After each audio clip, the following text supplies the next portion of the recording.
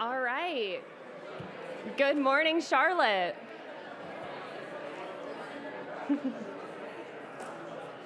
We're going to have the best time this morning. It's great to see so many friendly faces. I'm Meredith Crimmins, Advertising Director with The Hill. On behalf of everyone at The Hill, I can't say how happy we are to be here in Charlotte, and we cannot wait to return this summer for the convention. Thank you all for joining us on the second installment of the Building the Dream series. Charlotte is our second stop on a 3-cities tour. We started in Minneapolis in November, and our next stop will be Milwaukee this April. Before I get underway, I'd like to take a moment to recognize our underwriter, the National Association of Home Builders. To all of those NAHB folks in the room and those watching online, thank you for your partnership and support. Rising home prices, lending restrictions, stagnant wages, and a growing burden of debt have made home ownership financially unattainable for many prospective buyers. Cities across the country, including ones as vibrant as Charlotte, continue to struggle with how to open the door to home ownership to more of the residents while ensuring sound fiscal policies and practices. Charlotte is on the front lines of the national housing affordability crisis, and according to the most recent data, more than a third of Charlotte households are cost burdened, meaning they spend more than half their income on housing. And at the same time, an estimated 34,000 below market value units are needed to meet the needs of Charlottans. This morning, we'll hear from leaders who are working to tackle these issues across all levels of government, as well as the private sector. First, a few housekeeping notes. In addition to our audience here at the beautiful Mint Museum, we're also live streaming on thehill.com, as well as the Hill's Facebook page. Please keep your phones on silent throughout the program, but please, we encourage you to participate in the conversation online. You can follow us on Facebook, Twitter, Instagram, and LinkedIn at The Hill Events, and join the conversation using the hashtag #TheHillBuildingTheDream. We'll be taking questions from the audience during the program, so please be on the lookout for handheld mics. And finally, you'll receive a survey following the conclusion of today's events. We are always eager to hear how we can make our events more dynamic, so your feedback on today's program is more than welcome. With that, let's get things started. All right, please join me in welcoming to the stage a familiar face, Charlotte Mayor Vi Lyles. Elected to lead the Queen City in 2017, Mayor is the latest title and Ms. Lyles' more than 30-year resume working for the City of Charlotte. Madam Mayor, welcome. Great to have you with us this morning. And U.S. Congresswoman Alma Adams. Congresswoman Adams is currently serving in her 3rd term in Congress, representing North Carolina's 12th Congressional District, which spans the City of Charlotte and parts of Mecklenburg County. Congresswoman, thank you for joining us. Joining the mayor and congresswoman on stage is Steve Clemens, the Hill's editor-at-large. Steve, good morning, everyone. Floor is yours. Thank you, Meredith. Thank you, everybody. I think the lesson, the mental note about today is that just before all of our events, announce a major snowstorm is on the way, and folks will show up. Great to be with all of you to talk about a consequential conversation. It's a great pleasure for the Hill to be down here. We're going to be back down here, as we will also be in Milwaukee for both the Democratic and the GOP conventions in both cities. So if this is any sign of the enthusiasm we're going to get then. But I do think that it is important to mention the convention that will be here in August, because I hope that today's topic is one that gets some attention when that convention is down here. So Mayor, let me ask you a question to start this off. I've been trying to think about this question of home affordability, healthy communities, inclusion, getting the equation right, and just how you move from where we are today into a very different space. And you've been at this for a long time. And I'm interested in, who do you think the villains in the story are? Oh my gosh. Okay. Let's start off with something very small, like let's go back to slavery, and then let's get to the Civil War, and then Reconstruction, and then Jim Crow. And then I think we can probably start having a really honest conversation. Many of you have heard me tell the story that my dad fought in the war, and he came home, and the GI Bill had been passed, and there are 3 provisions in the GI Bill. You could get a scholarship for college, you could buy a house, you get a job preference. But there was a deal between the North and the Southern senators to say, well, we don't want these African-American soldiers to come back to their homes and be able to buy a home, and certainly not go to the same colleges that we're going to. So African-Americans in the war, when you could come in to buy a home now that would have been $40,000 and it's probably worth $350 now. You could have sent your kids to school with home equity and all of those kinds of things. They locked out people of color. And so that's really, I think, the thing that we start with, to recognize the history of redlining, to recognize the history of exclusion. So where does that bring us today? We have to start talking about it. The best the best way to be armed for change is to understand why change is needed. Right. And the laws that we all purport to, make for everyone weren't really made for everyone. And so that's how you start to talk about and own your history and begin to change it and say, there is a reason that there are a number of people in this community that cannot afford a place to live. And it didn't just happen because of them. Right. And so affordability today, for me, is actually around the idea of equity in a community. If we are truly going to be a diverse and welcoming community, we have to deal with the people that have helped us get here, but are not included in housing opportunities. And that's where our city has really begun to have the discussion. How does your city begin to move the needle on the issue you just raised, which is, one of financial equity, financial stakeholding, and a lot of folks are coming to the bar at a different place. What are the things you think both the city or the private sector or public-private partnerships can do to get some of those financial roadblocks removed? Well, one of the very first things that I think about is the level of confidence we have to have in the community to understand that we're going to make this change. And so we have been doing small steps, $10, $5, $15 million around affordability, matching it with the federal funds from the Community Development Block Grant. But that wasn't really moving the needle. So we had to step up in another major way and say something that had meaning and actually put your money where your mouth is. Kind of that's the deal. We said that we believe that people ought to be able to work in the city, ought to be able to live in the city. So we put $50 million on the ballot. Thank you for all of you that really helped make that pass at 69% of the voter approval. But then we went to the private sector and we said, we need your help because this problem is actually a crisis, and all of us know that. And we needed to do something immediately to gain confidence that we would do that. And we did that with $100 million.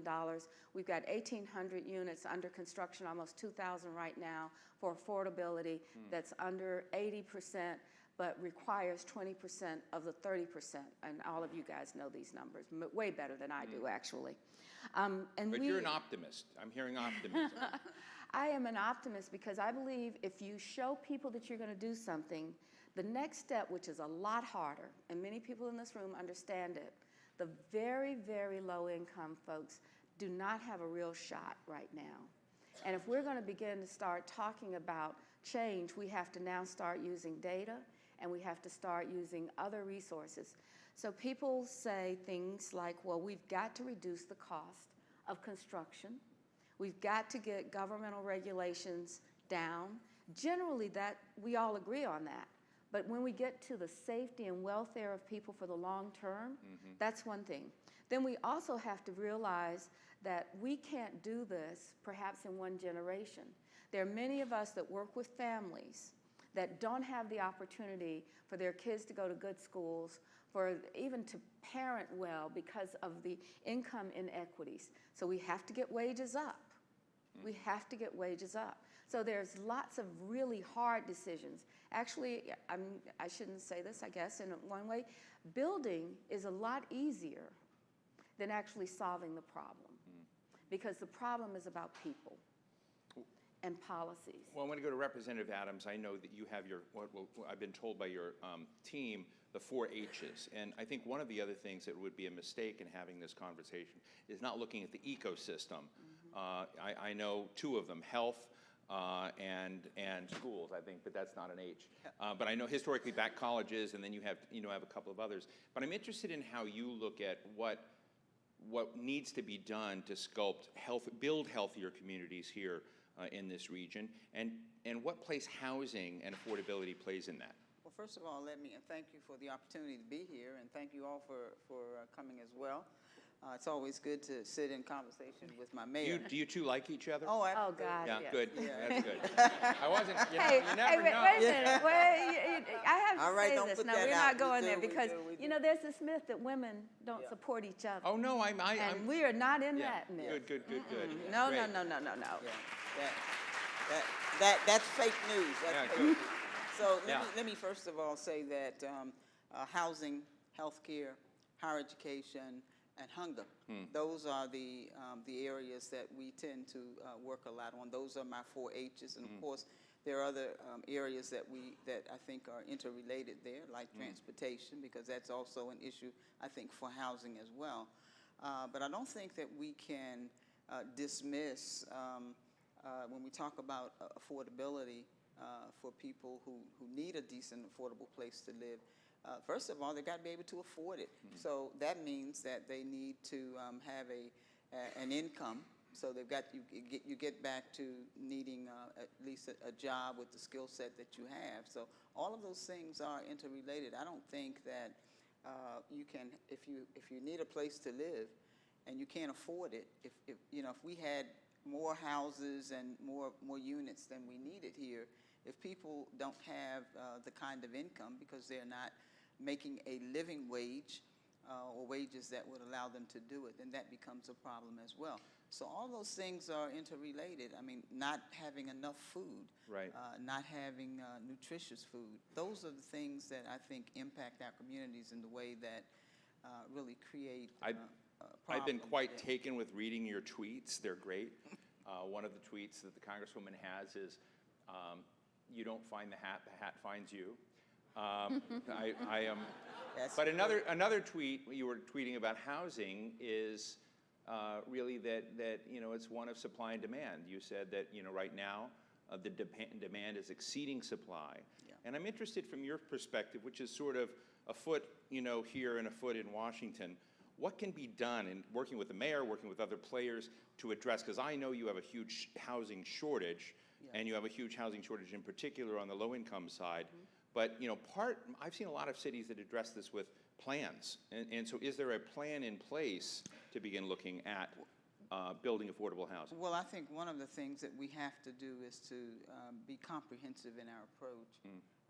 We have to create partnerships, which the mayor and I, and not just with your local governments, but also with your state government as well, and the federal government. Now, I have the opportunity to sit on financial services and with Auntie Max, as folks call her, Congresswoman Waters, and housing is not only a big concern of our committee, and we've done a lot. For example, we've passed 84 bills out of there that would address issues around discriminatory practices with landlords, allowing tax credits, greater tax credits for folks who are trying to get into housing. Also, income discrimination. We have folks, for example, here in Charlotte who have identified places that they can live, but yet they're not able to get in because the vouchers, for example, that have been provided for them are not accepted. So as the mayor has talked about These are the HUD vouchers? Yes. And that's the HUD issue is another problem as well, because when you look at the That's another conference. right, Right. right. Right. But it does factor in terms of the funds that are available, the home funds, the CBDG funds, all of those things must work in concert with each other. We are looking at a 15% cut right now. At least that's the budget that's come from the administration, which is about $8.6 billion. We can't afford to do that with so many people who are without housing. We're growing. Charlotte is growing tremendously each and every day. So when we talk about supply and demand, you've got more people coming into our communities, and many of those folks are at that level in terms of not being able to afford some of the properties that are being built. So I think the partnerships have to be extended, not only with those who are building, but with our cities, with our state, and also the federal government. We need to put more money into grants funding. We just, there was just a grant issued to a nonprofit Right. right here in Charlotte for about 500, I think it was $500,000 for housing for elderly.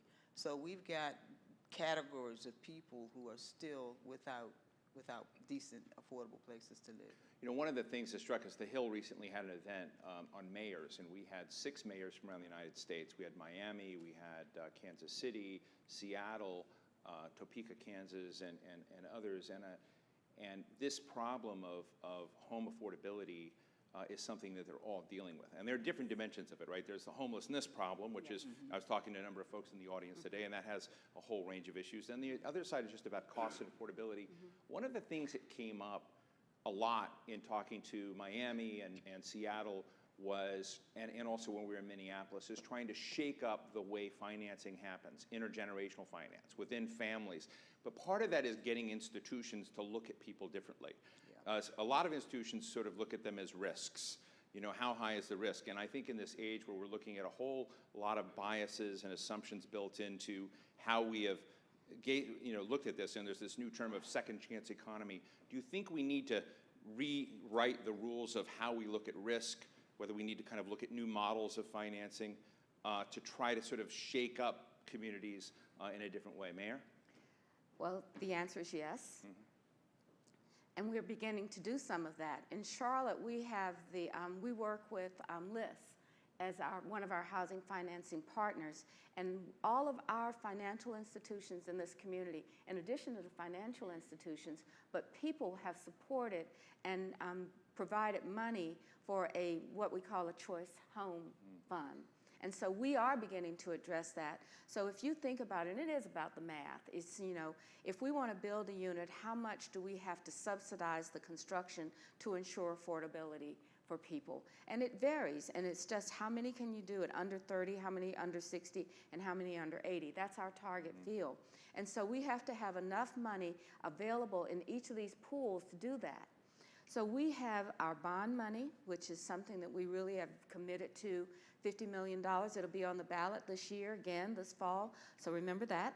And then we will have the federal funds that we have for home ownership and rentals and development of rehabbing and all of that. And then we have the funds that the Foundation for the Carolinas has really put in place and been supported by most, as I say, almost every financial institution.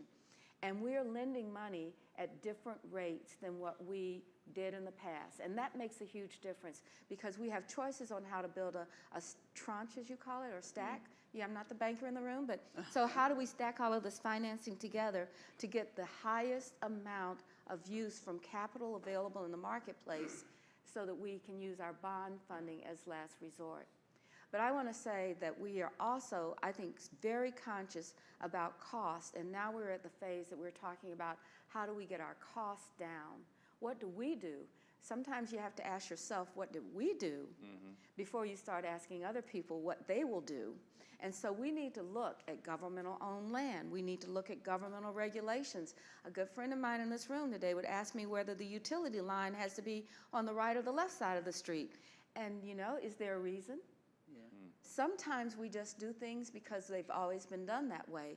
And it is time for every mayor, every citizen in this community to help us think about what's the best way to do it that addresses both equity and financing so that we can do things. Our county commission has just begun to look at land and availability, and we're going to be working with them to invest through the trust fund, new housing on land that the chairman, who's here today, is talking about, well, we no longer need for the way that we deliver governmental services. So if we no longer need some things for service that we've always been doing, we need to approach it from the way that the Congresswoman talks about. How do we make sure our families are healthy? How do we make sure that they have food? How do they have shelter? And so then, if you can do those three things, I think you can get your kids in a better spot to be educated. Congresswoman, I want to get a couple of questions from the audience, and I know you want to comment here, but I also want to ask you to, before I go to them, I know you have been worried about opportunity zones, and you've sort of looked at the need to reform the way opportunity zones, which has brought in a lot of money into cities, but there's been criticism that it has gone to areas that aren't solving these public goods problems, particularly for low-income people and people in need. So I'm just interested in a snapshot of your thinking on what we need to do on opportunity zones and what are the prospects of that legislation getting through. Well, as you know, legislation can be a long process. I was fortunate to get the Future Act passed pretty quickly. The but Future Act for folks is really a $2.5 billion over 10 years for historical. $255 million A year. Annually, permanent funding. Your staff member said, but say $2.5 billion over 10 years. So well, yeah, yeah, no, but it's permanent funding, Exactly. and That's great. one of the things for Yeah. historically black colleges and universities, and also MSIs. But what I was going to say is that I'm trying to remember what your question was. well, I'm asking about opportunity zones. Okay. But so to me, the opportunity zones are designed for opportunities for those who really need them. And I would hope that as we look at creating various things in our community, making sure that we develop those areas, that housing could be included as well, that we take a look at that, trying to make sure that there are some affordable places for people to live. But I just didn't want, and I don't want to see the intent of those opportunity zones misused in a way that the folks who really don't need that tax credit, et cetera, to be able to use it. But let me just mention one other thing. I served 7 years on the Greensboro City Council, did a lot of my work in Guilford County, and housing was always an issue for me because there was a lot of blight in the community in the district that I served. But so therefore, there were people who needed places to live and they didn't have them. I propose a cent for housing, 1 penny out of every tax dollar. Now, I'm not asking you to raise taxes, Madam Mayor, but I'm just saying that, and what it did, it created a pot of money that nonprofit organizations and other organizations who were actually going to do partnerships with the city, with the state, to really bring more affordable housing into the community, and it worked pretty well.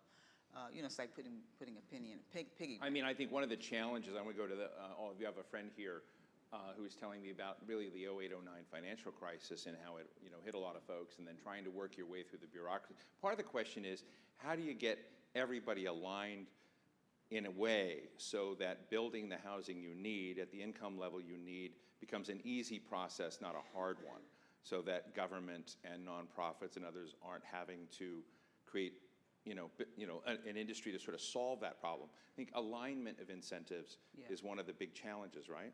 Yeah, it is. But I think in terms of attitude, one of the things that I did was to put a constitutional amendment together. Now, we're hoping we'll get it through. But what it does, it indicates that we would put wording into our Constitution that housing, that housing and nutrition, health care, that those things are absolute fundamental rights that everybody desires. And I think if we come together as a community, as a state, as a nation, believing that these are things that each and every person, that each and every family needs, and I think if we can get on that page to begin this process, that may be helpful. Let me get at least 1 or 2 questions in here real quick. Yes, sir, right here in the front. We've got a microphone. I don't need one. No, yes, we have a camera watching every word you're saying. Two items. One's a comment, one's a question. I think you've undersold the efforts you're making in trying to create public-private partnerships to solve this problem. You're doing a lot of things outside the box that you haven't discussed and may not discuss today, but I applaud you for that. Thanks. So having said that, there are a number of statistics that support the fact that not everyone is cut out for home ownership. Right. There's a greater number of statistics that support the fact that you reduce peripheral costs like truancy, crime, domestic violence, you improve education through home ownership. So the question is, how do you go about determining, other than using the AMI indexes, how do you go about determining who can own and who can rent and who will you not subsidize but invest in so that we can start this upward mobility for some of those people? Great question. So AMI has been used for so long. It's the federal standard. And so we all have to comply with the federal rules. That's just kind of like the practice that we have in the policy that we have to follow right now. But you're right, the world is changing. There are people that do not see home ownership as a plus. There are people that are always concerned about the idea of maintenance and all of those things that come with home ownership, which is a bigger hurdle right now. I heard an economist speak recently about the number of homes that are available in this country for resale have been pretty stable just because it's cheaper, because you can stay in your home at a lower interest rate, and the rental market is growing. And so when we start talking about change, AMI is no longer enough for us to consider. And when we look at programs, we actually need to look at what people are wanting and a need. The demographics are changing. We are the #1 relocation spot for millennials in the country. So when millennials are moving here, they are not necessarily wanting to be a homeowner. The question is, we also have seniors that are saying, I've got this home, and where do I go? And I begin to age and think about, well, I want a smaller place. There's got to be a change in analysis, not just on AMI, but it's about land use, and it's about zoning, and it's about those things of how are we going to build a city that accommodates all of the demographic changes that we're experiencing in a high growth like Charlotte. I believe that we can step out and do this because we are at a place in our policy and collaboration, our public-private partnerships, everybody's focused on doing it right. Let me give the representative the last word on this issue of how to get the equilibrium right between those who might be on a great track to home ownership if they could just get some of the hurdles out of the way, and those for whom it's not a good track. Is there a way you look at the policy frame of looking at that? Well, I think you have to have a multidimensional approach, and there are different strokes for different folks. Right. And so teaching people how to be homeowners, helping them get their financial situation secure and stable. And Mayor's absolutely right. Many of the young folks, because particularly in the area that I live in, there are apartments everywhere, and I think they don't come into this as they begin their careers actually wanting to buy a home, and they may never want to do that. But I think you have to be prepared, knowing financially what you need to do to make sure that you're able to, whether it is you're going to buy a home or whether you're going to rent. But you have to be able to afford it. And so I think we have a number of programs that really help people in terms of counseling, getting them prepared and ready. When I got my first home many, many years ago, first of all, I was a student. I was a married student at North Carolina A&T, and couldn't find a place to live, and bought a little mobile home. That was my first. That was my first home, and then we went on and did some other things. But still, you even have to be prepared. Well, if your rent is $500, which I don't think you can rent for that. No, not in But the this point city. is, whatever it is, however low it is, however high it is, whatever it is in between, even your mortgage, I think that you have to, when I was growing up, my grandmother used to say, you don't want to live be ahead of your means. You want to stay within that and what you can afford. So I think we can teach people how to be homeowners. The things that get them prepared for what they need to do, get their credit right, and all those kinds of things. So. Well, I want to thank you both for your work on this important subject and sharing with us your time this morning in this conversation. Thank you so much, Mayor. Thank Vi you. Lyles, Representative. Thank you, guys. Thank you. Thank you. This way? Thanks so much. All right. Echoing Steve, thank you so much, Mayor Lyles and Congresswoman Adams. Such a treat to have you with us this morning. It is now my great pleasure to welcome to the stage State Senator Paul Newton. Senator Newton represents District 36 in Raleigh and is currently serving his second term in the North Carolina General Assembly. Senator Newton, good morning. Thank you for being here. I'd also like to welcome Congressman Ralph Norman, who is serving his second term in the House of Representatives. Mr. Norman represents South Carolina's 5th Congressional District and includes some of the suburbs closest to Charlotte. Congressman, a pleasure to have you. Joining them on stage is Reed Wilson. Reed is the Hill's national correspondent. Reed, take it away. Thank you very much. Good morning, everybody. Thank you for hosting us in Charlotte here, and we're very happy to be here. Thank you, too, for being here as well. We got the perspective from the city of Charlotte just now, and the thing that I find most fascinating about the affordable housing crisis is that this is a multi-government, multifaceted issue. And it hits not just cities, but also suburban areas like Rock Hill and more rural areas around the country too. So I just wanted to start with that sort of interplay. What is the affordable housing crisis, the housing affordability crisis, doing in a place like Rock Hill? Well, thank you. I appreciate the opportunity to come today in Charlotte. I will tell you, the roads getting to Charlotte were long and time-consuming. But no, the affordable crisis is hitting every part of the country. It's going to get worse for North Carolina and South Carolina. California lost $8 billion in revenue from taxpayers fleeing California. Where are they coming? North Carolina, South Carolina, Georgia. And we're the beneficiaries of that. But now when you talk about affordable housing, and by the way, my background, I started digging footings when we were young. We built housing forever. We're now in the commercial real estate business, more so than housing. But how do you build an affordable house? I would get an answer, a different answer for each one of you, what is this, 80 people? Because affordability is what you can afford, and it varies. It's less for some and more from the other. And so how do you solve the affordability crisis? One, Charlotte's done a good job on the move to work here, where you get people off the welfare rolls into work. Secondly, the way that you have affordability is give people great jobs. I tell businesses everywhere, go into the technical colleges and tell these students and tell the high school students who are getting ready to go to school the money you can make in framing houses, brickwork. You know, the dollars that are available, they don't understand or don't realize. 4 years education, folks, is not for everybody. But the technical schools will offer a good framework for those to get the job, to have the money, learn a skill, and then put it to work. The mayor and Congressman Alma talked about the opportunity zones. That's the greatest thing that's happened in this country. 132 in South Carolina, 252 in Charlotte. And the way that works, it gives incentives as a developer, the private sector, to buy land.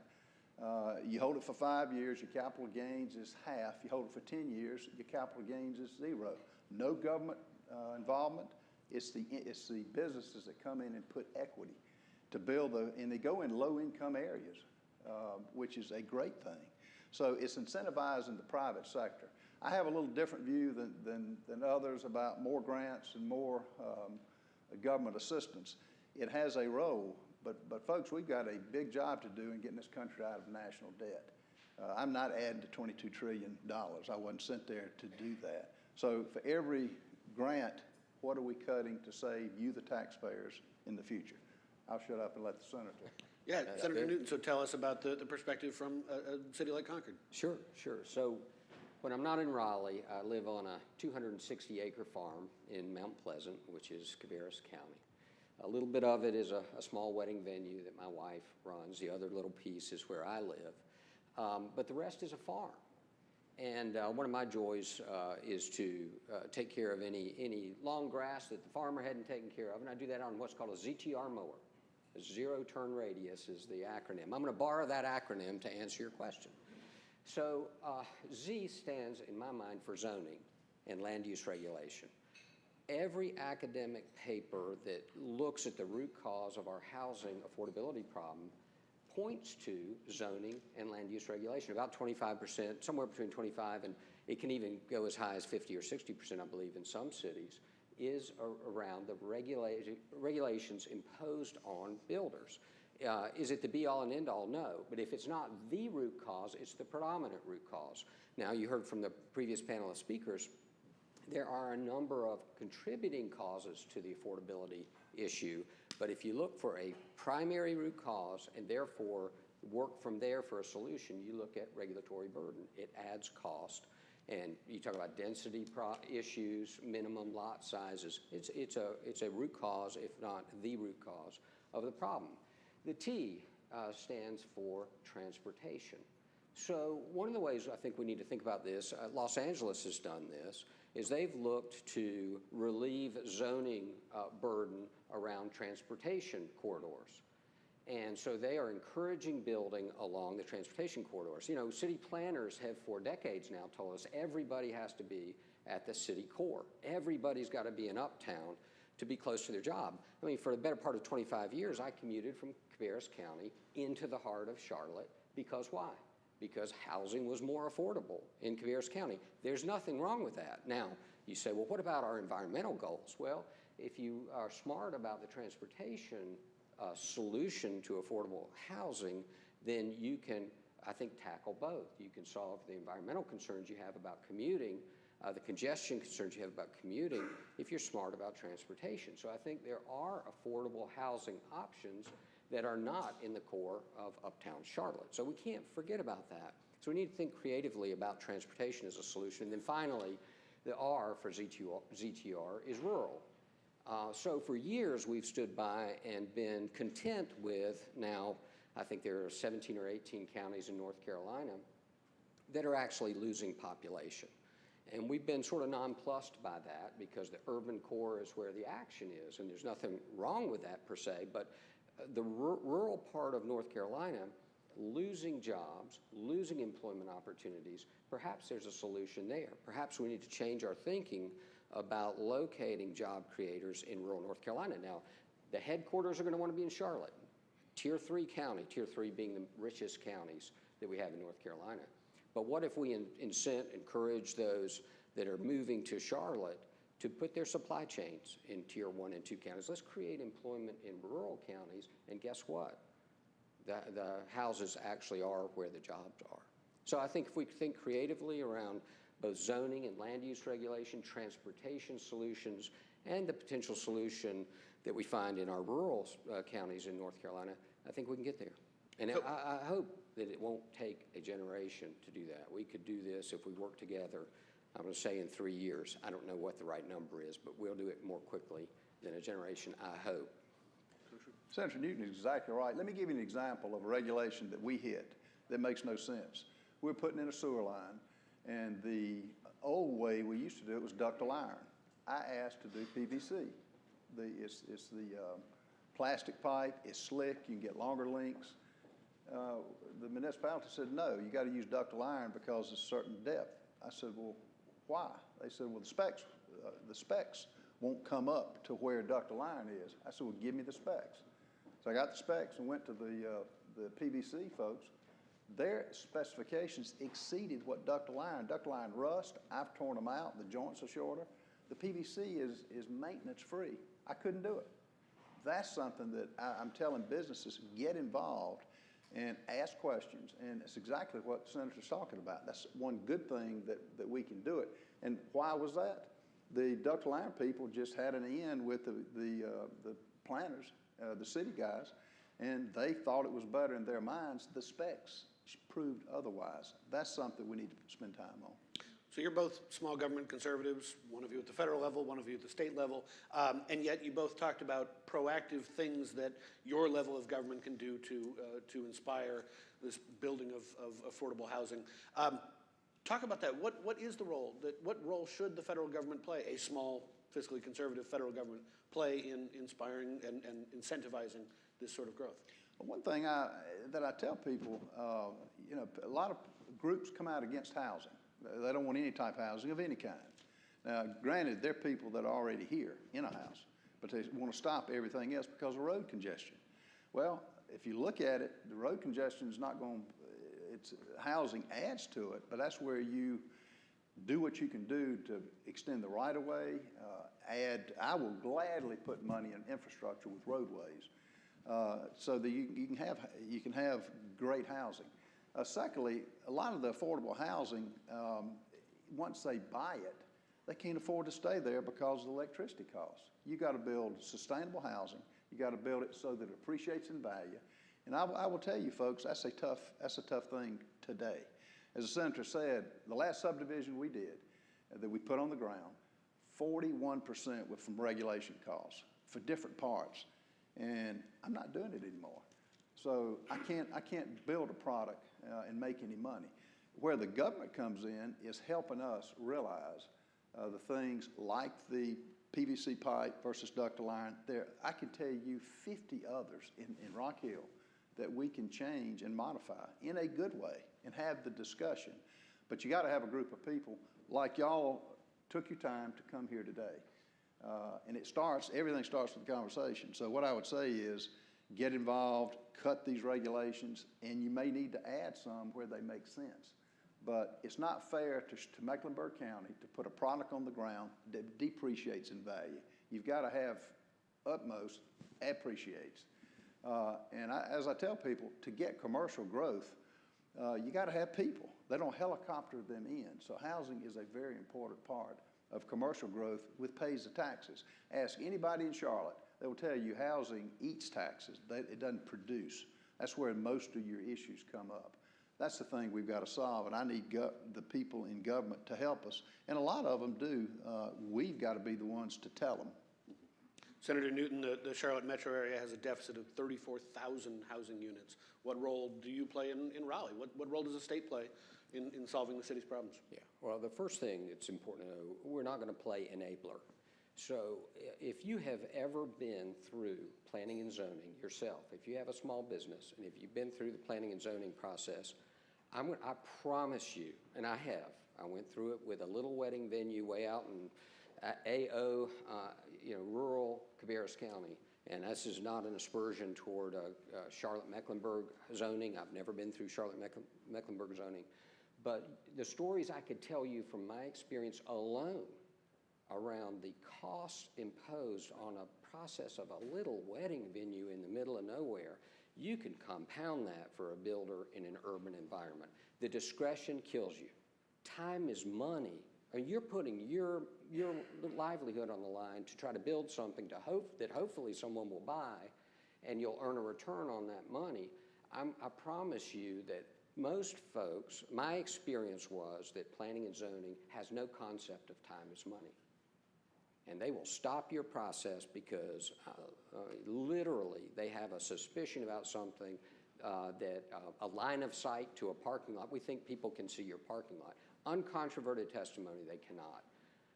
But somebody on his iPad says, I think we can see it. Let's delay this 30 days. You need to go hire an engineer to do a line of sight analysis to make sure people can't see your parking lot in the middle of your hayfield. Unbelievable. It happened, and it happens every day. That is true cost to be imposed. The federal money that we've heard about, so let's call it $50 billion a year in this country is used to subsidize rents and help enable ownership or renting for low-income citizens. That sounds like a good thing, but what happens is most of that money goes to the most burdensome regulatory environments, the cities in the Northeast in particular, that impose the highest regulatory burden on all housing. And yet they're getting the lion's share of the assistance and aid. That doesn't make much sense to me. So again, I believe the predominant root cause is local planning and zoning. And I am happy to partner with our cities in North Carolina, our counties in North Carolina, but I need them to come to us recognizing that they are the biggest part of the solution. But if we can support that, we can help, we can fill in gaps that only the state can do, I am happy to have that conversation, but only after a recognition that we're talking about solving a problem that is a very local problem in the main. Let me give an example of just what he's talking about. Yesterday I was in a meeting. I'm a big passive solar guy. I think passive solar makes sense. And I think North Carolina's been ahead of South Carolina on offering tax incentives for those who put it in. But the senator's talking about, time is money. This guy built a house. He started it back in July of 2019.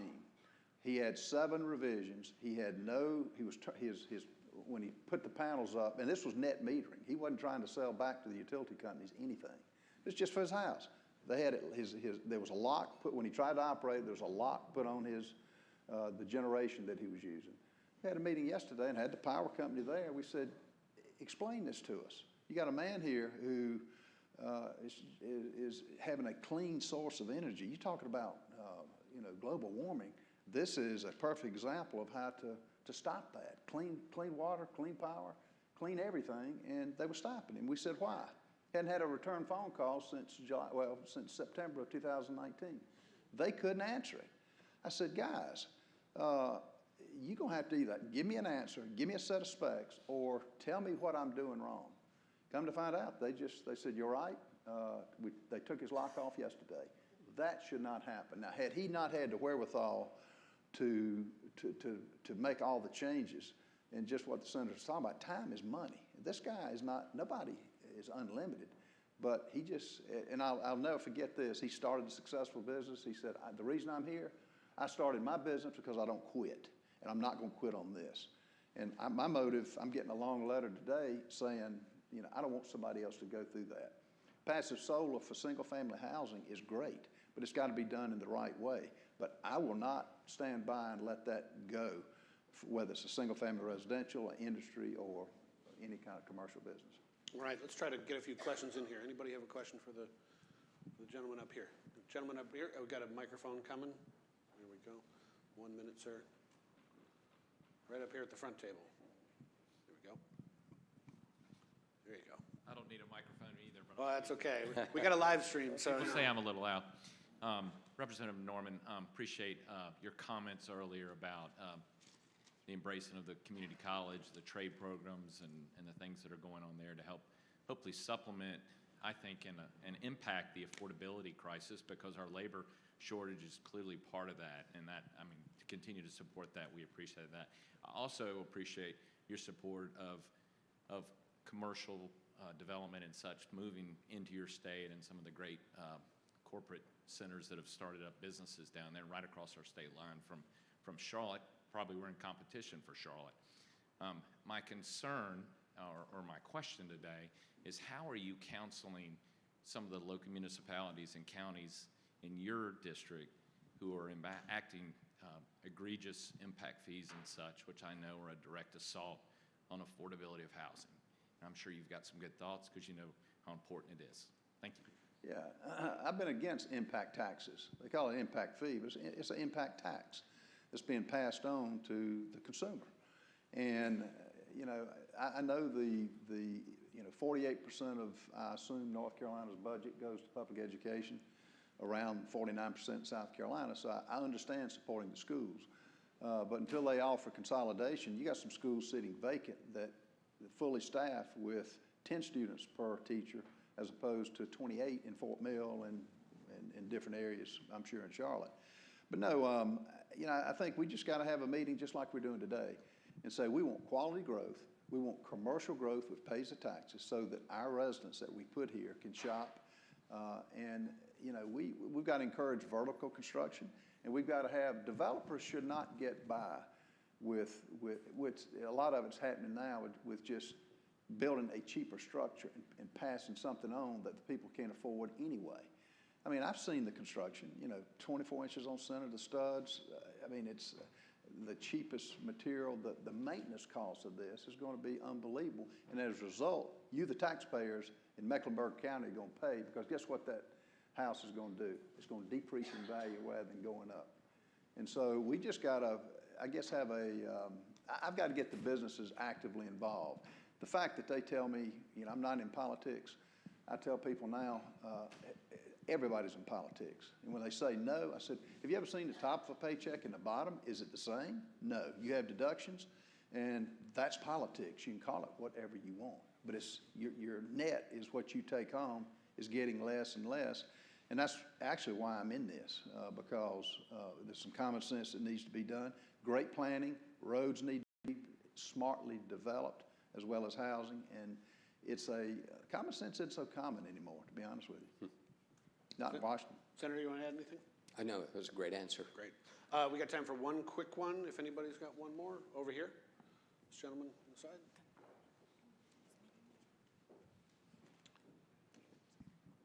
Good morning, gentlemen. Could you, each of you, share your thoughts about how we address the problem of NIMBYism? Thank you. So, Excellent on the quick one. I'll start if Great, you'd like please. to. But yeah, so that is a big issue.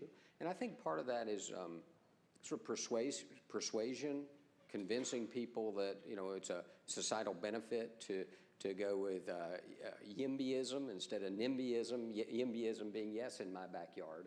But part of that's planning and zoning, right? The mother-in-law suite, so to speak, and allowing things that haven't been allowed in the past, and literally in someone's backyard that wants it. But I think I think you've got to convince people it's in the greater good to not oppose that. But I will say that to say there is a important part of the process, which is due process. And when you're changing someone's zoning, they have a due process right, which they exercise to be heard. So you hear those comments, but then the government, local government, will make its decision. But every private property owner gets to participate in the rezoning process, and I think that's important. Let's don't leave private property rights behind. I agree with the senator. The only thing I would add to that is, not in my backyard is not a bad thing. You meet with the people and say, what's your concern? And I've got got a group now that's been opposing housing forever. They want us to do a hotel. I said, I can't, because of the tax benefits. Keeps their taxes lower as homeowners. I said, now, if you're going to keep opposing housing, no, it's this demographics, the number of people within a 1, 5, 3, and 5 mile radius. That's how a hotel makes sense. But you address it one at a time and not ignore them. And you do come to a point in time where, like in the private sector, you say, we just have a difference of opinion. And I'm either going to move forward and you try to stop it, and if you do, fine. But you have the discussion, and hopefully, like the senator says, you convince them the greater good. And I've learned so much in meeting with groups like that, because they're your strength of this whole country, to be honest with you, our people. All right, Senator Newton, Congressman Norman, thank you both so much for having us. Pleasure. Thank you. Thank you all. Enjoyed it. Oh, you too. Great to meet you. Yes, sir. See you. Great. Thanks again, State Senator Newton and Congressman Norman. It is now time for our portion of the program produced by our underwriters, the National Association of Home Builders. Please welcome Dean Mon, 2020 Chairman of the National Association of Home Builders. Thank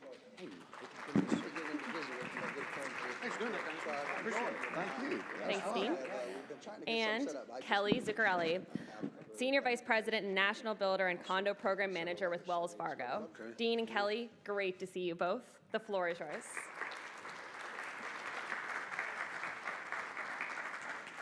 Hello, I'm Dean Mon, the Chairman of the Board of the National Association of Home Builders, and it's my pleasure to be here today. I want to thank all of you for coming. It is a pleasure to be here today. I'm much warmer than I thought it would be, we're being from New Jersey. However, there are still many barriers, actual or perceived, to home ownership. Here with me today is my friend Kelly Zuccarelli of the Wells Fargo Home Mortgage. I know she's going to offer valuable insight into the home buying process.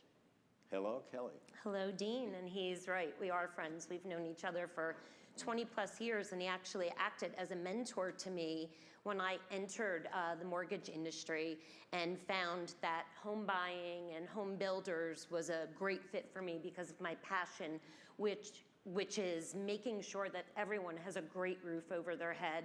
At Wells Fargo, we do an awful lot to give back to the community, and we don't often tell everyone what we do, but something that I led this year in our giving back to the community was pennies for programs. So you heard that I'm a program leader.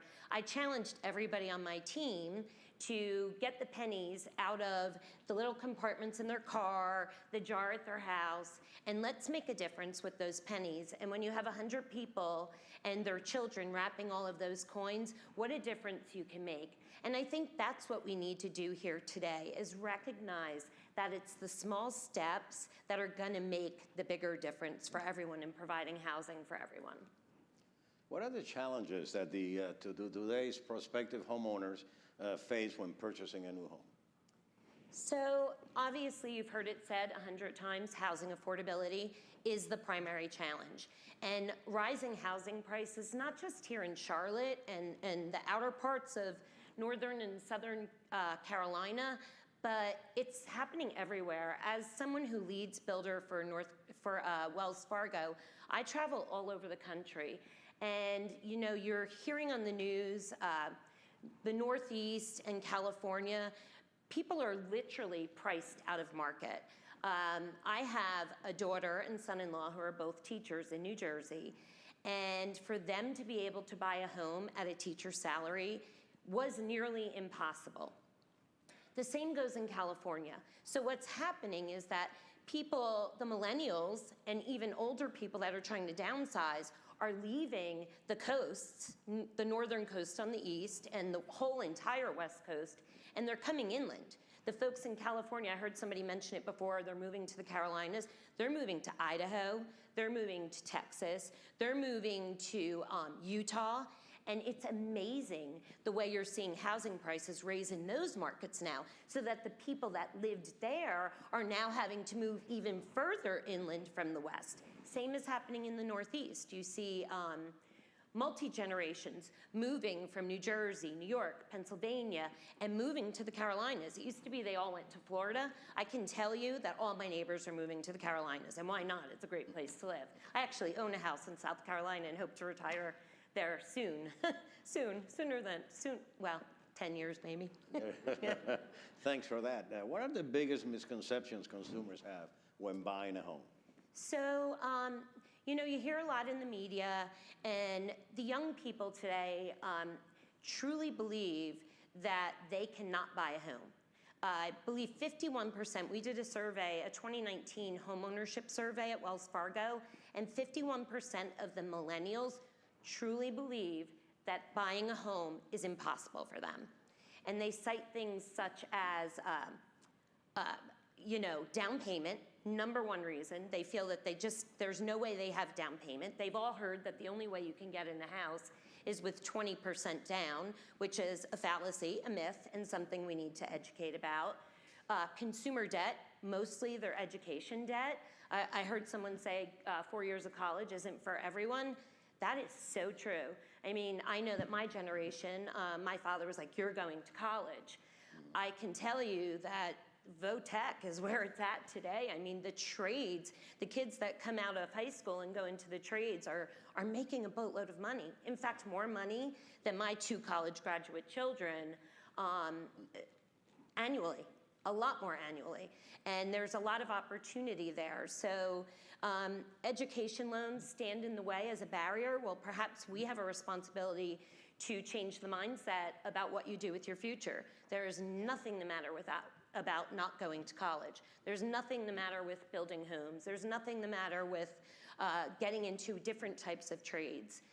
The other thing that we find stands in the way is just the education. For them to understand that there is opportunity, that you can get in a home with less than 20% down. You know, there are programs which many of you know about that require no to little money down. I mean, FHA, 3.5% down payment. Wells Fargo has a program that we have that you can get into a home with 3% down.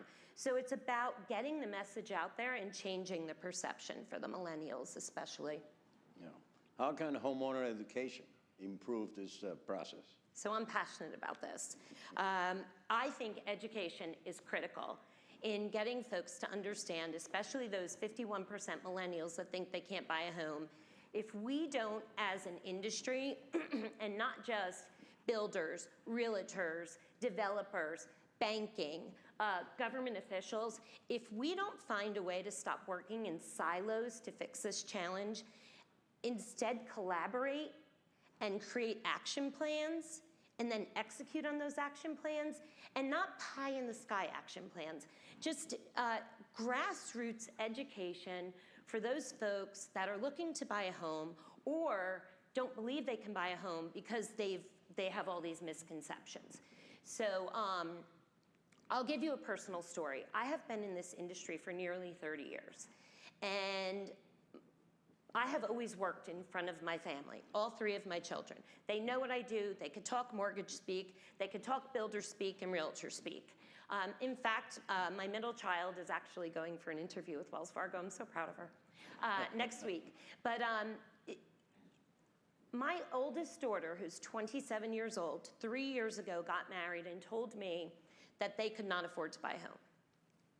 And I looked at her, I said, really, you both work full time? Can you explain to me why you think that? And she said, well, we have student loan debt, you know, we don't have the down payment money. I said, well, you just got married. I threw the wedding, and you have all that money left from all the gifts you got, because in the Northeast, we don't give physical gifts. We give money as wedding gifts. So they walked away with a lot of money. I said, if you buy with reasonably and responsibly and stop looking at these 4-bedroom, 3-bathroom homes, and you get realistic that you are only 26 years old looking for your first home, and oh, by the way, there are these beach bungalows that, you know, buy that 2-bedroom house with 1 bath, get yourself settled, rather than paying rent, get some equity, let's figure out your income. There's no way you can't afford this home. No, Mom, there's no way we could do it. I could not believe that after having a parent that's been in this industry so long, that my own child did not realize she could buy a home. We sat there, we figured it all out. That 2-bedroom, 1-bath house, 3.5 years later, is now a 3-bedroom, 2-bath house, now has 2 children in it, so there's 4 of them living there, and they're still living within their means. And I think that's the thing we need to do. No one wants these big homes anymore. Shoot, I have one that I want to sell in New Jersey if anybody's interested. But, you know, we need to have education that teaches these children that, yes, they can do it, believe you can do it, but set parameters that are reasonable, and all of us need to make sure that we sell responsibly to these buyers and we lend responsibly to these buyers so that they can sustain that home ownership. Thank you, Kelly. We have a brief time, but if you can tell us, how do you think millennials will impact the market? I think we just covered that, Dean. Yeah. I think we covered that, and I can't believe that I have to leave this great city early because everybody's panicking about snow and we have a flight to catch. So I want to thank everybody for having me here. You are all very fortunate to live in the great state of North Carolina or South Carolina. I think this is just a stepping stone, but we can't just talk. We need to do something, and we need to do it collaboratively. Thank you for joining me, Kelly. We look forward to hearing the rest of today's discussion. Thank you. Thank you, everyone.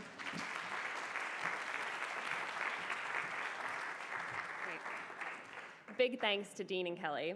It is now time to hear from our panel of experts for more on not just what the housing affordability crisis here in Charlotte looks like, but a nationwide housing shortage and what can be done to get more Americans into the homes of their dreams. Please join me in welcoming Julie Eiselt, Mayor Pro Tem for the Charlotte City Council. Ms. Eiselt chairs the Transportation and Planning Committee. Thank you.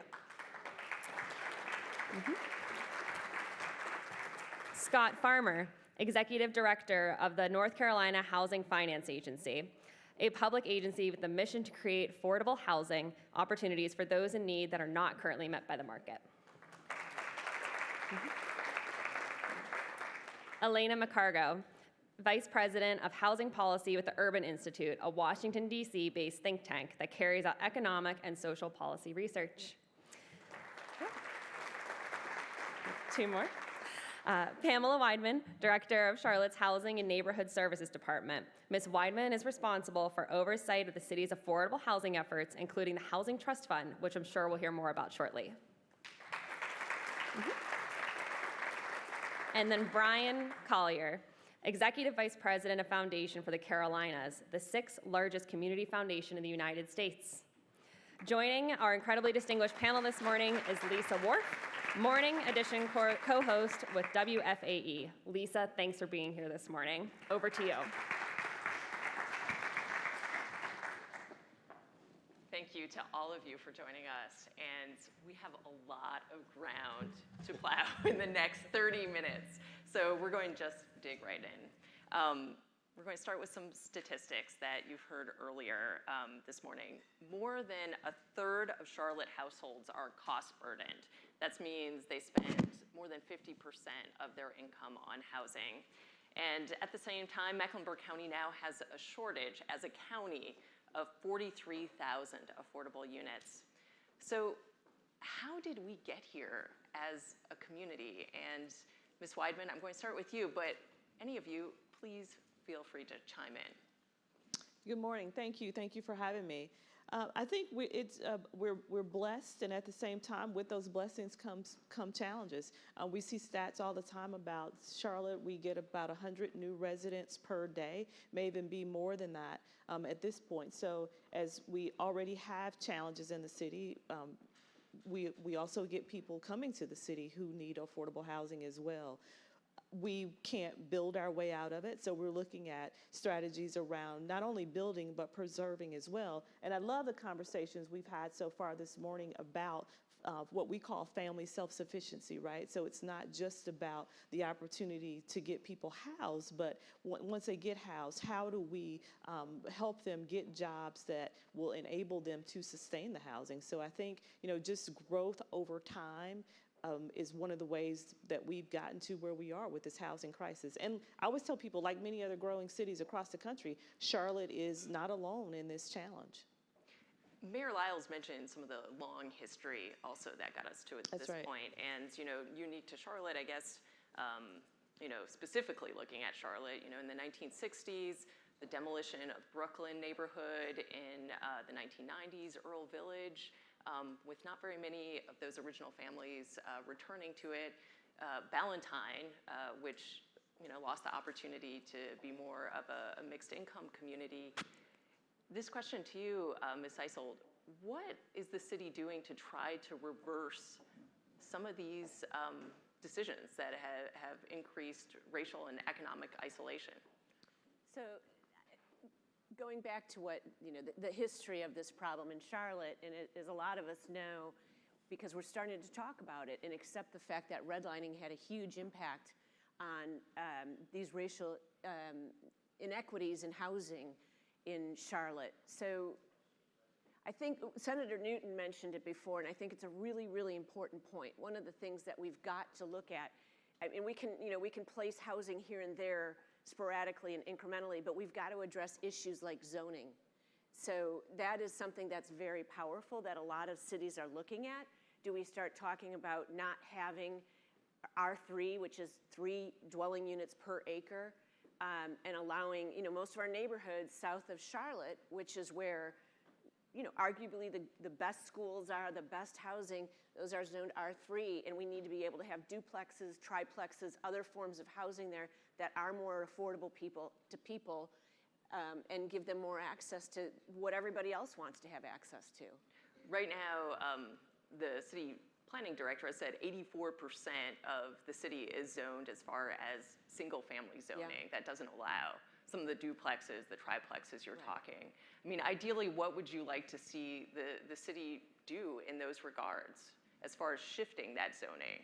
Well, I'd like to, I think people are afraid of saying we can't get rid of R3. It's not going to happen everywhere. And when you say R3? I'm sorry, R3 is what most of our neighborhoods, single-family housing, meaning 3 houses per acre. And I don't think we should be afraid of saying, let's be able to put a duplex there or a triplex. But in particular, it just isn't across the whole city. Let's do it on our transit routes. And I also love that Senator Newton talked about transportation, because we don't talk about that enough. The other huge component of a person's discretionary income is transportation costs. And it makes us a very expensive city to live in because we have not invested in a robust manner in transportation. So putting density on those transit routes so that people can live near where they want to go, where they need to go, and do it efficiently from a housing standpoint and transportation standpoint. And how do you do that? Because, with the Blue Line, the city has lost some opportunities with locating affordable housing there. So what is the plan forward? So the next line that we've just paid for the design portion of the $50 million for, the Silver Line, as soon as we get to the point where the federal government says, okay, now you can buy land with that transportation money, we need to be buying enough that we can reserve. We can't do it right now with transit money, but when we get to a certain point, we could be buying land that we own, therefore it gives us the right to hold it for affordable housing. That's just one thing. Ms. McCargo, you focus on national housing policy. How do some of these efforts tally with other communities across the country who are trying to really boost their affordable housing and reverse some of these isolation trends? Thanks. Well, yes, I beamed into Charlotte this morning from Washington, D.C. And hopefully we'll beam out and hopefully we'll be able before to the beam storm. out. And these issues, these are nationwide challenges that we're seeing. Charlotte has seen, in particular, an economic boom and other developments here in home price appreciation and so forth over the last decade that has been tremendous. And you mentioned early, and I just want to highlight the issue in particular on the racial equity, from a racial equity standpoint, the home ownership gaps. That's, again, nationwide. That is a significant challenge when you look at trying to figure out ways to reduce the racial home ownership gaps, whether it's Black, Hispanic versus white. And in Charlotte, the racial home ownership gap is large. It's surprising because many cities in the South, from work that we've done at the Urban Institute, show more of a shrinking gap. And in Charlotte, it's almost a 30-point gap between Black and white homeownership, for example. Is there any idea why that is? There's lots of reasons why. The mayor talked a little bit about them. We don't have enough time to get into all the historical reasons and sort of things that have brought us to this point. But we have an over 30 percentage point gap in the Black homeownership rate nationwide. The homeownership rate today is as low as it was in 1968 when the Fair Housing Act was passed, so when race-based discrimination was legal in this country. So we have a long way to go. The Black homeownership rate's never reached 50%, nor has the Hispanic homeownership rate in this country. Right now in Charlotte, the white homeownership rate's about 75%. Black homeownership rate is around 45%. It is a little higher than the national average at 42%. So these are dynamics that are really important, and they do kind of point to issues around local policy making, local zoning and land use, how properties are used for rent and for sale, and what's allowable there in terms of being able to construct on certain plots of land. So that's a huge issue, as well as financing constraints. We've, since the crisis, seen tremendous pullback. We're seeing it come back a little bit. But right now, we still are not at historical levels in terms of the amount of lending that's happening. That has really strapped families that are on the lower income side, that has really strapped families of color. So there are a whole host of issues. Those are just a few of them, but these are not Charlotte phenomenons, not just the state of North Carolina or South Carolina. It is something that we're seeing across the board. So far, when it comes to affordable housing, the city has focused a lot on rental units, but I know that is shifting more toward home ownership and trying to deal with the financing and ways to ease some of that.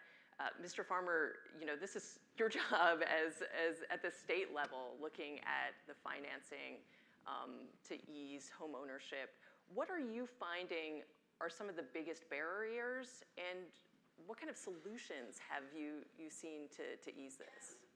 Yeah, there's, I think, from our perspective and what we see across the state, and we are very fortunate to be in a state that has seen continued growth. We have folks coming into the state each and every day, and that applies pressure to the lower income households more to the middle and upper levels. But I think the three things that are the biggest factors in the development of affordable housing, both homeownership and rental, are construction costs, labor costs, and regulatory requirements. In order to make a home affordable, you have to be able to control some of those aspects. It was talked about, land, we're not going to create new land. There's not new dirt. So we have to figure out how to better utilize the land that we have, help control some of those costs. From an affordable housing side, it's difficult for us to move faster than the market. So we often miss opportunities. I think that was one of the things around transportation in Charlotte was there was not an opportunity to move as quickly as the private market could to acquire some of the sites along the transportation stops. We see that across the state, no matter where you are. I think resources is a big issue. The cost of housing, the cost of living has increased at a faster rate than the programs that provide some of the assistance have increased over time. We're operating with less resources now than we did a number of years ago, and we really need to figure out some ways to increase those resources going forward, public and private resources. I think Charlotte's done a great job in having the Housing Trust Fund and having that partnered with the local funds. We use that as an example everywhere we go to say, you need to bring your private industry to the table. They want housing for their workers, and the best way to provide that is to have their investment and their commitment to that as well. And I think that's some of the things that have happened really well in Charlotte. And you've been a big part of convening some of those funds, Mr. Collier, as far as easing some of that burden. What has it taken to do that? And as you go forward and you're looking at, sort of this astounding cost of what it would take to really grapple with our problem here or really begin to solve it, where do we need to go? Well, what's interesting is, although Charlotte is getting a lot of recognition now for what we've been able to do recently with affordable housing, this is interesting to me because I feel like we've been trying to push that rock up the hill for a long time on affordable housing. And Scott, one of the things you said about the blue line was, that we missed a chance. No, we didn't. We missed the chance, but it was intentional. There were people who were trying to push affordable housing along the blue line when it was in the early development stages, and people made intentional decisions that they didn't want to place affordable housing there. So what it took for our community to really get to a place where we're confronting it is two things that I think one is deliberate, the other was not, but was something that we need to recognize. Was one, we developed what we call the Economic Opportunity Task Force Report, which outlined not just housing, but all of the things that have to occur in a child's life and the caregiver's life in order for this community to be the most economically mobile city in the country. Lots of things, mental health, early childhood, all of these things have to be in place. The other thing that occurred that I think woke the city up was protests that happened in 2016. And although it happened because of a police shooting, what the people said who were protesting was, yes, we're upset about the police, but we're actually more upset about the broken promises that this community has made to us over the years around housing and schools and other things. And I think one of the things that we pointed out in the report and the community continues to point out is we have a shortage of housing, but we are a highly, highly segregated community here. So even where those affordable housing units exist, they exist mostly in areas of other low-income, poor-performing schools, lack of access to services. So we have an affordable housing unit problem, but we also have a segregation problem here, which keeps us from sort of knowing one another, understanding the plight of one another. I mean, we literally had people during the task force report work that we were doing who live in certain areas of Charlotte who didn't believe that poverty even existed. They believe, why, Charlotte is this booming town. Why would we have people who live in poverty? They must have made bad decisions along the way. They never visited some of these neighborhoods and saw some of the things that structurally this community put in place to do some of the things that we've talked about around lack of home ownership and things like that. So so you are trying to look at locating more affordable housing in these zones where you see that there's a lot of opportunity, strong schools, things like that. How do you begin to do that? I mean, and this question is really for all of you, when you're looking at land costs, you're looking at zoning, what's the first step to getting there? So I mean, it's a couple of things. One of it, it's about education, right? We know we will always have NIMBY. So it's really about helping people in areas of more affluence. And we've done a great job in Charlotte in terms of doing some of that education and people embracing that. But who will be living in these affordable housing units? It's also, you mentioned land costs, right? It's resources. How do we deal with the land costs? And either in terms of financial means, or we talked a lot about today about reducing or relaxing regulatory fees. How do we deal with it? So it's about education, it's about resources, and then it's also really about the zoning as well. I mean, we have to go up, we have to become more dense of a community, and that is a difficult conversation to have on a Monday night around the dais when neighbors are coming out speaking against density. I think one of the things that we're also looking at is how can we use data to inform where units are placed. And so one of the things I'm very proud of is we're working with Professor Raj Chetty, who developed if you don't know, he's the one who sort of came up with the upward mobility study that really rocked our city and said that Charlotte was ranked at the bottom of major cities in the community, the 50 largest, in terms of a child's ability to move upward. And so one of the things that we're looking at is strategies around how can we identify census tracts where kids have historically performed better than the averages, but the housing cost might be a little lower? And then also, how do you go back and improve some neighborhoods? So you don't want to just move people around, although we think that using vouchers is one way, or the rental subsidy programs, things like that can be informative. If we can give information to subsidy holders and voucher holders about where historically better performing neighborhoods are, and they make that choice to move to that, that's great. But we also need to go back and improve the number of, the high number of neighborhoods that are sort of segregated off and have all of these diminished service, access to services. So really, we're looking at a number of strategies using data to inform us going forward. You know, one of the things that we've seen a lot too is these out-of-state investors. You know, when we're talking about land costs and we're talking about home costs, you know, that have bought thousands of homes and properties here. How is that figuring into the dynamic of, you know, trying to map a way forward with affordable housing? I mean, this is a challenge in a lot of markets, and particularly this one and Atlanta and other places that have had really affordable housing that is very attractive to investors from other places. And we've seen, I mean, single-family rental housing is one of the fastest growing, that is the fastest growing form of rental in the country. And so this is a significant issue today for a couple of reasons. One is just the access to those same homes for homeownership opportunity for families that live in those communities is lessened. A lot of those investors are coming in with cash, and it's very difficult for people who need to get financing to compete with cash. And so those homes get sold to those investors, and then they're rented out. And so that takes away homeownership opportunity and wealth building opportunity for families in these markets.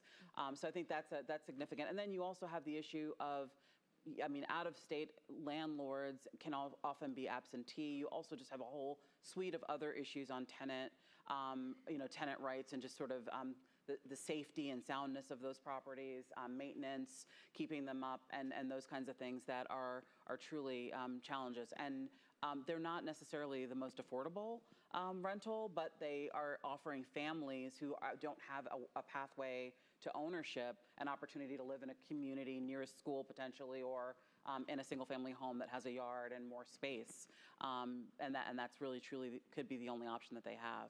So those are, I mean, there's a lot of dynamics there, but they're really, it really does have an impact, and it's something that cities, particularly ones that have a high concentration of investors and them buying single-family property for rent, need to be thinking about. And one of the ways we've tried to tackle it, thanks to the City Council and the Mayor for this, is, albeit it's a small way, but I believe it's a step in the right direction. In our last fiscal year budget, City Council approved money for us to go in and do a for-sale acquisition rehab program. And so the idea is that we would work with a third party who would go in, purchase the home in partnership with our partner list, go in, buy these for-sale homes in a neighborhood, rehab them, and then put them on the market for sale for an affordable home ownership. And so more to come on how that will work out. The other thing that the City Council did was set aside some money in a NOAA, Naturally Occurring Affordable Housing Fund. And the goal there, and we've had some small successes, is where someone would buy a multifamily property, go in, do some rehabilitation, and in turn for some long-term deed restrictions, put the long-term deed restrictions on it and keep that property affordable and also avoid displacement. And the city has done that with a couple properties so Correct. far. Right? Correct. We've done it with 3 multifamily so far. I just want to add to those 2 comments, the private market component of it and the public safety component, because we have a lot of neighborhoods that are challenged because there are so many rentals by absentee landlords.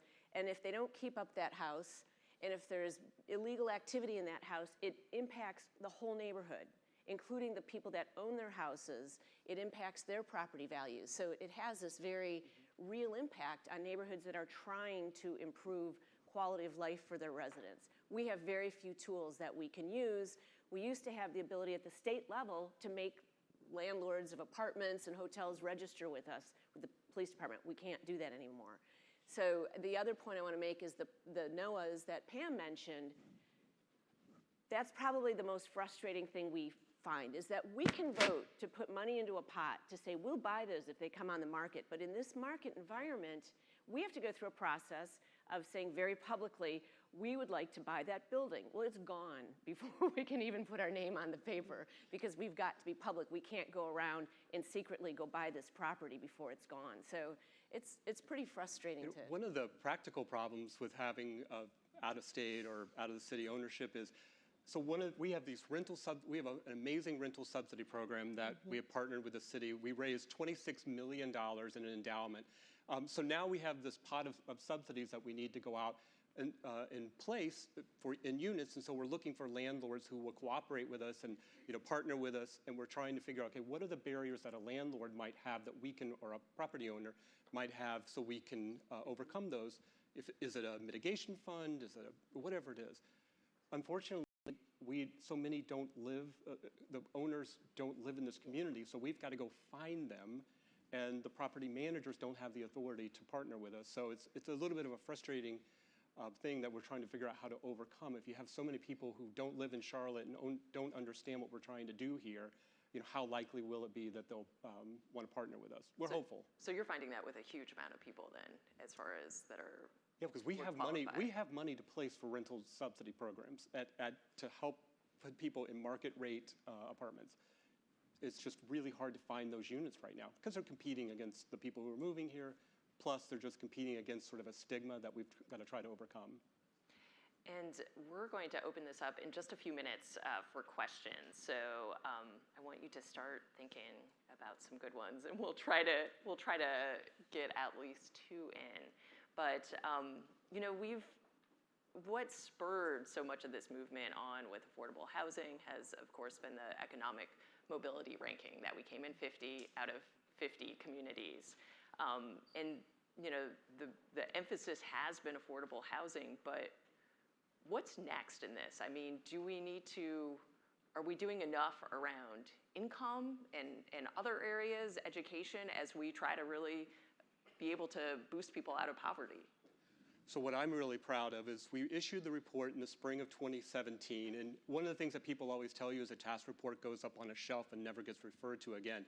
I think I can speak honestly and candidly that report, I see people with it all the time, dog-eared, tagged, highlighted, things that they can do. And it's not just affordable housing. Our city took the lead on housing.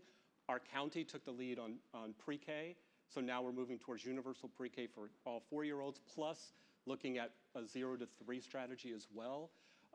We've just completed some work on adolescent K-12 mental health issues.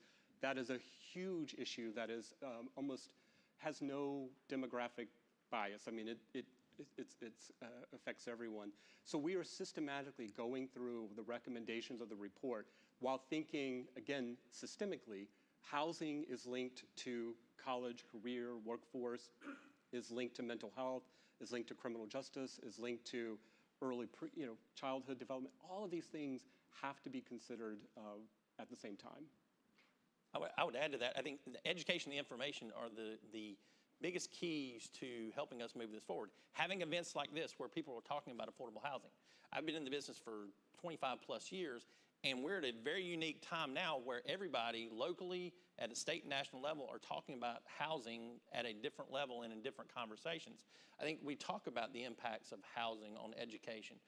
There's plenty of studies being done now, and it's getting that information out in front of folks and getting in bullet points, getting them to understand the small things. It's going to save us money on our health care. It's going to educate our children better.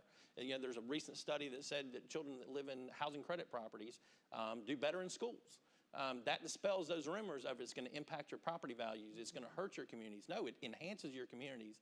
And we've got to overcome those stigmas that have been there for so long, and we're finally at that turning point. And I think now is the time to strike while we have so many folks talking about it and continuing to have meetings like this where we can educate more folks and bring more folks into the fold so it's a broader message. All right. Well, on that note, I'm going to open it up to questions. So, see a hand up there. If you could please introduce yourself and also what organization you're with. Pete Kelly, Equitable Communities. One of the things Mayor talked about earlier, and you all have mentioned, is making progress. We have a historical segregation in our neighborhoods.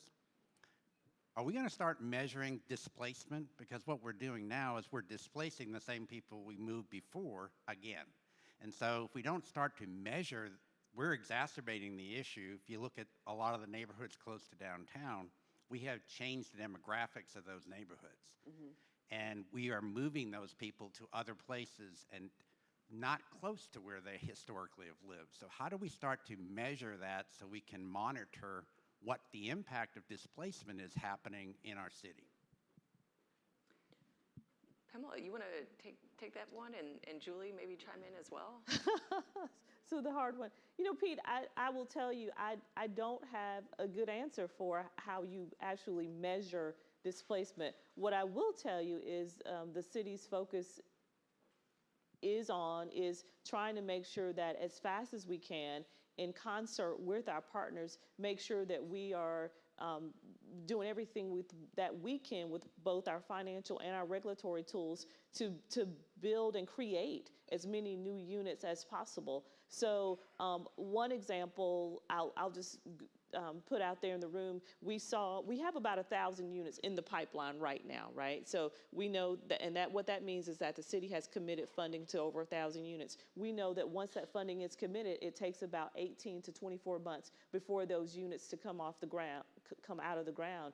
And so, you know, there are names being put on waiting lists, but how you actually measure displacement and where people are going, short of kind of what was done with the Hope 6 program, and my friends with Olivian are here following those families to make sure that they land softly.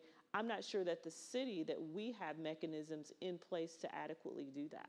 I will just put a plug in that the Urban Institute is looking at this issue and looking at ways in which, and you mentioned the power of data and evidence and just sort of we have so much data now available to us, local and federal, that, and there are things that you can specifically look at to understand transition, where people are moving and migration trends and triggers for displacement, including things like, high taxes. Taxes are going up and you're starting to see people move, or, tax foreclosures and things like that.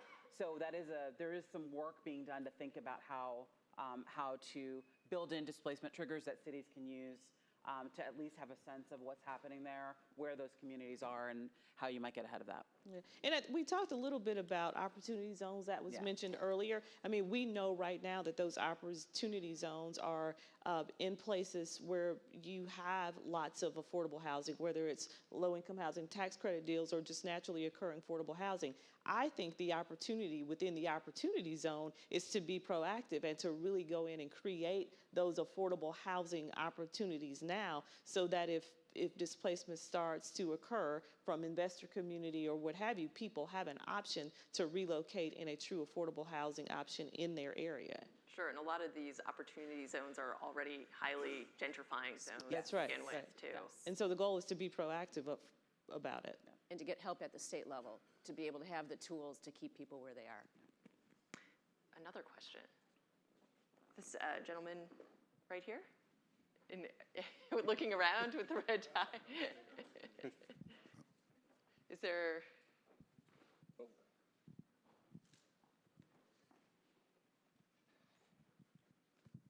Hi, my name's Kenneth Bell, and I own a small development firm, and we do mostly market rate development, but we are trying to start our first affordable home development.